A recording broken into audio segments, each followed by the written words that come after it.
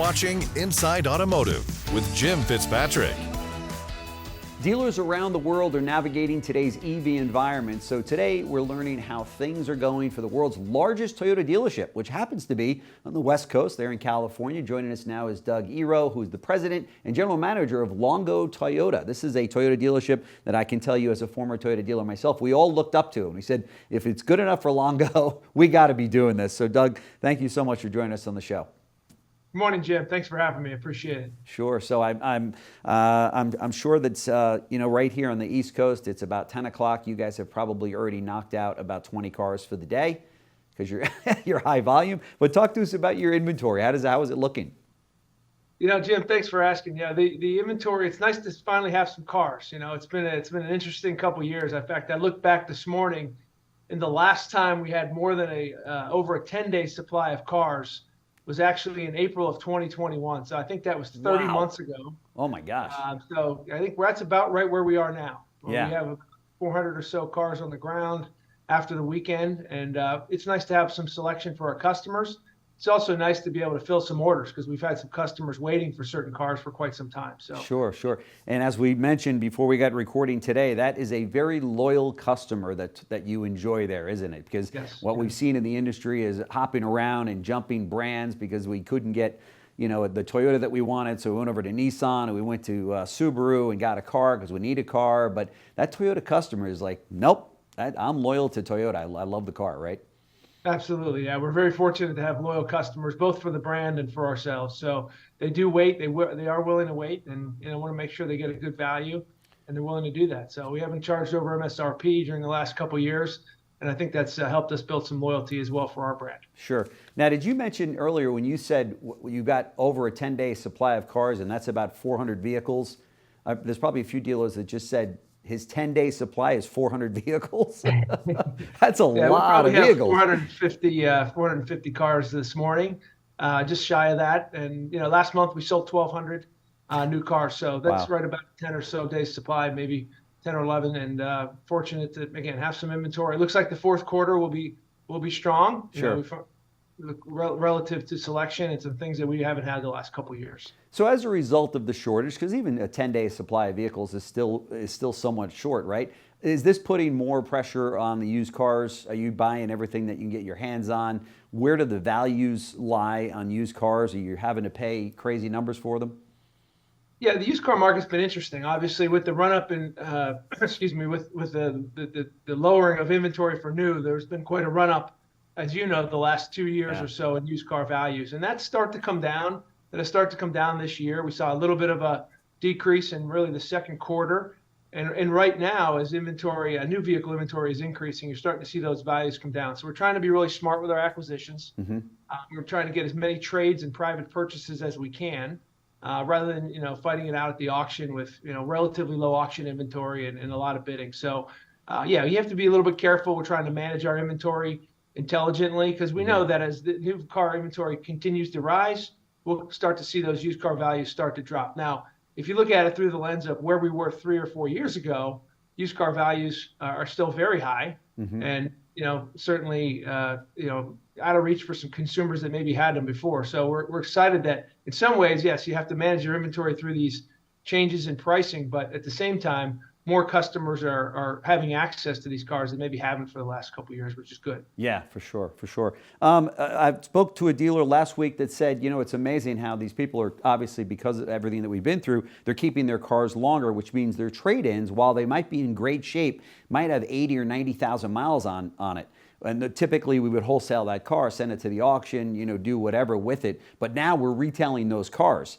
Have you found that to be the case at Longo?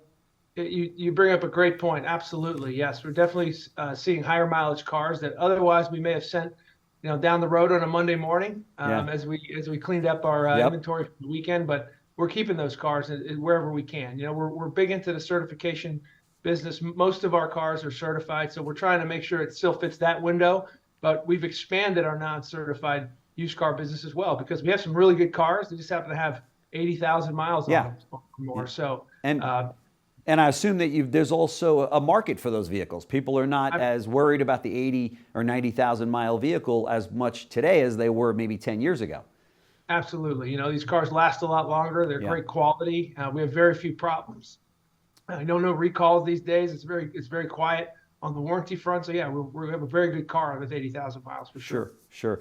Well, you are uniquely positioned and qualified to answer this question because it's about EVs. There you are in California at the largest Toyota dealership in the country. What say you about this EV situation that we're in? I talk to dealers, as you know, all over the country. Some are in the bucket of saying, nah, we're all EVs. Let's go. Let's get them in here. Let's sell them. Others in the Midwest are like, not so fast. We don't have that demand. And then, of course, the dealer, your colleagues out there in California on the West Coast are all, it's a big part of our business. Do you think that the industry is moving too fast in this EV revolution? I know that even Toyota has said, hey, let's pump the brakes here a little bit. Let's come out with some hybrids first. And we still have got, ICE vehicles that consumers like. Where do you stand in this? Yeah, when you think about EVs, I try to look at them through the lens of, sort of like Toyota says, we have a portfolio of electrified vehicles, right? We have hybrid vehicles, we have plug-in hybrid vehicles, and we have EVs, right? Battery electric. So if you look at our business, about 38% of our sales this year, Jim, will be electrified in some way, right? So 38%. 38%. So wow. Of the 38%, only maybe 3 or 4% are actually battery electric cars. If you look at the other 30 to 35% of that mix, it's going to be hybrids and plug-in hybrids. And that's really right now, I would say, where the demand is, right? People understand, hey, they want to do a little better for the environment. Sure. They understand about emissions, but they also are practical, right? They need something that's affordable, that maybe they don't have to worry about charging infrastructure. I don't want to have a charger at my house. Sure. Here in LA, we have many people that live in apartments and condos or don't even have a driveway, right? Yeah. Where are they going to charge their car? So they have a hybrid, which is sort of gives them the best of both worlds. Right. Maybe they have a plug-in hybrid where some of the time they can find a place to plug that in, but they don't want to have range anxiety. They don't want to have charging anxiety. So we're seeing more of those customers. Now, battery electric cars are here. We're selling them. I'm driving one right now. I wanted to experience that whole phenomenon. And how do you deal with this car? How do you charge it? Right. So yes, it's coming. It's maybe not coming as fast as some would like it to come. When I say someone, maybe in government or what people's overall goals are. But I think we're moving in the right direction. The demand for EVs, frankly, if you're getting an EV, it seems like if you look at the registrations, it's Tesla. Outside of that, the other OEMs that have EVs really aren't selling a lot of them, right? There's a fair amount of inventory on the ground. Right. And there's not as much demand for those. Sure. So what do you do when the allocation comes? Do you just nix them and say, I love you, Toyota, but I don't need that many EVs on my lot right now? No, the good thing is for the EVs that we're selling, they're not huge volume. So we're able to take those cars and we're retailing them. Toyota's done a good job understanding the affordability. They've done some things with programs that have made the cars a little bit more affordable from a leasing perspective. We're actually leasing about 60% of the EVs that we're selling right now. So, a little better money factor. There's a federal tax credit for lessors that they're sort of passing along in the form of cash that's helping to bring down that cap cost on the lease. So that's making it a little bit more attractive for our customers. Sure. Do you think that, in the past, whenever an OEM wanted to get rid of a troubled model, they just throw some money on the hood and guess what? Lo and behold, those cars are the next ones to be sold, right? And in fact, you almost get to the point where now you're ordering more of those, those slugs because the money is so good on them and you put everybody that you can in those vehicles. Do you think that is something that could be done in order to stimulate more EV sales if either the OEMs or maybe in this case the government or the state says, let's make this a real focal point and throw Absolutely. money? I think ultimately you've got to make these cars attractive to people and you've got to take away their concerns, right? No matter what, some customers, depending on their living situation, they're going to have a concern about charging, right? And they've got to figure that out.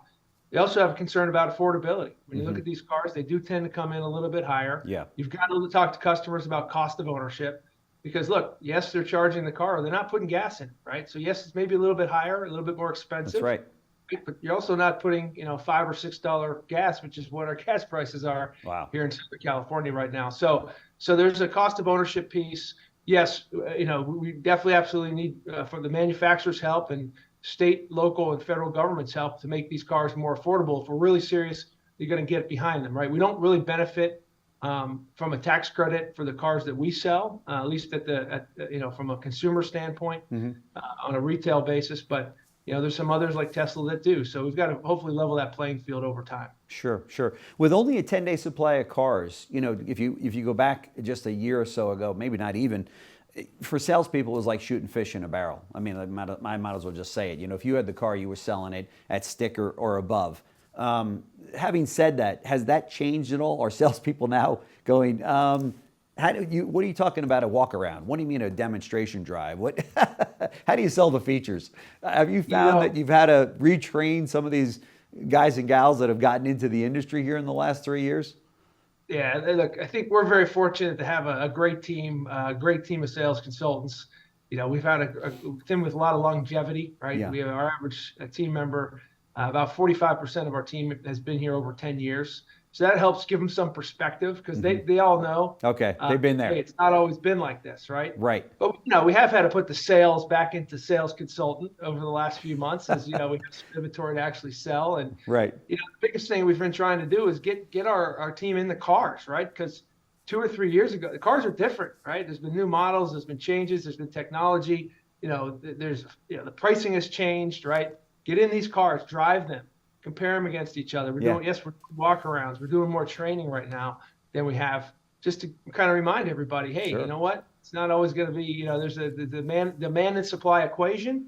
In the last couple of years, it has been, in our favor in a way that it's probably never been in history. And, we're going to get back to some normalization here in the next, year or so. Yeah, for sure. Hey, switching gears a little bit, Longo Toyota recently auctioned an exclusive limited edition vehicle. You guys are always giving back to the community in a very big way, both Longo Toyota / Penske. I mean, that's what you guys are all about. It's probably why your customers are so loyal to you. Talk to us about that. Yeah, Jim, thanks. We try to do a lot for the community, and we do a lot for the community, right? Our community is who represents us. We sold over 1 million cars in our history, so We've got a lot of customers out there that represent different organizations. Yeah. The city in which we do business has always been good to us, so we're always trying to give back. And you mentioned it, yes, we had an opportunity where we received a very unique and exclusive vehicle. It's a GR Corolla Moriso edition. They only built 200 of them in the whole world. Wow. And we happened to get badge number 1. So we were very fortunate for that. And we wanted to use that opportunity to do some good. So we called it Moriso for Good. And we actually auctioned the car on Bring a Trailer over the past week. And the auction actually ended this past Wednesday. And the car actually brought over $98,000. Oh my gosh, $98,000. MSRP on the car is about 52. So Okay. it brought double the MSRP.